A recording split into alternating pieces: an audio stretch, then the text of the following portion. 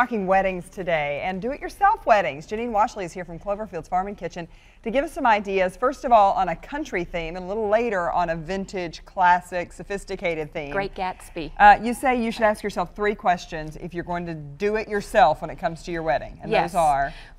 You should think about your budget.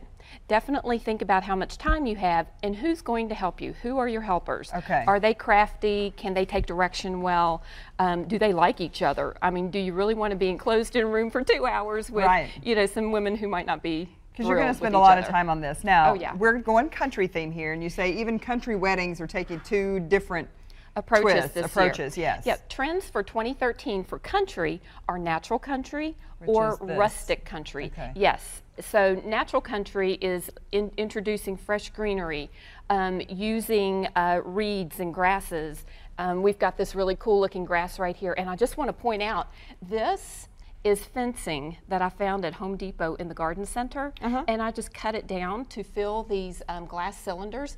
These glass cylinders are really hot right now for flower arrangements, and they're called enclosed arrangements. So I thought, well, let's just play on that. So and you've really just stuffed paper down in that thing, and then you put a small pot right at the very top. Yes, and so you can give this away as, you know, as a gift, as a favor.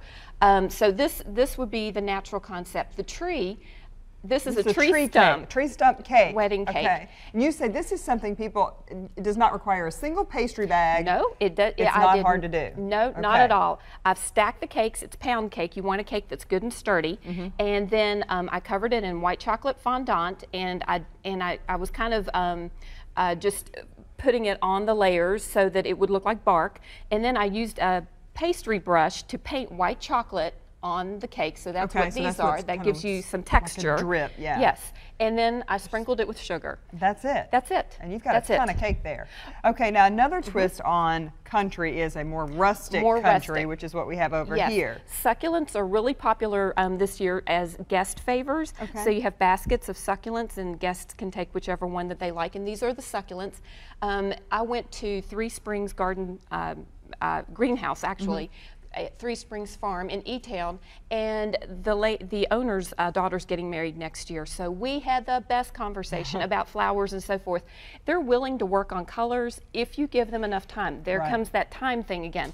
So you can work on colors, you can work on specific plants that you want. It's really interesting. Now, one of the things we're working on here is a milk bar, the bar concept, whether you go taco bar, milk bar, whatever it is still very popular. So you're suggesting that you give your guests in whatever little container you want to use, whether it's a ball jar or a little plastic container, milk. Exactly, and then they can put their favorite, or you get your favorite milk associated cookies, Oreos, brownies, strawberries, different types of syrups, that sort of thing, so they can flavor their milk. Now, I thought this was really interesting. It kind of gets back to how much time you have.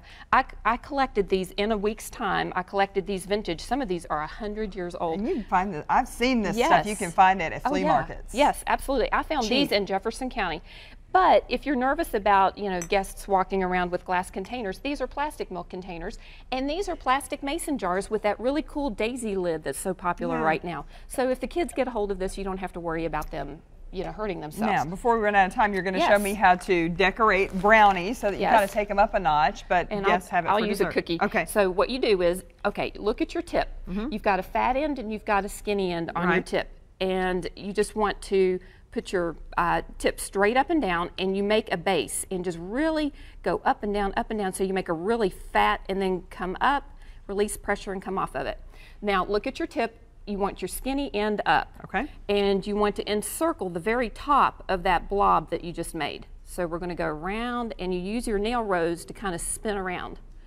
There you go. Yes. Now we're going to make 3 U's, upside down U's, and you just start and you just go 1, 2, 3. Now this would be considered. I'm gonna have to make 4 because my rose is too big. But so that's probably the best rose I've ever made. I'll tell you that. I don't know that it's great, but it's the best I've ever done. And then people have tried to teach me this before, and I'm not very good at it. Well, you did a fine job. And then to make a full-blown rose, you would go around 4 more times. So this would be considered a tight bud. Put it on top of the brownie, and there you go. Now, when we come back, Janine is going to show us how to do weddings with a more vintage, classic, sophisticated theme. And of course, we have a link to Janine's information on our website, wdrb.com. If you go there, you can email her. She'll send you a whole brochure full of ideas for your wedding, whatever your theme.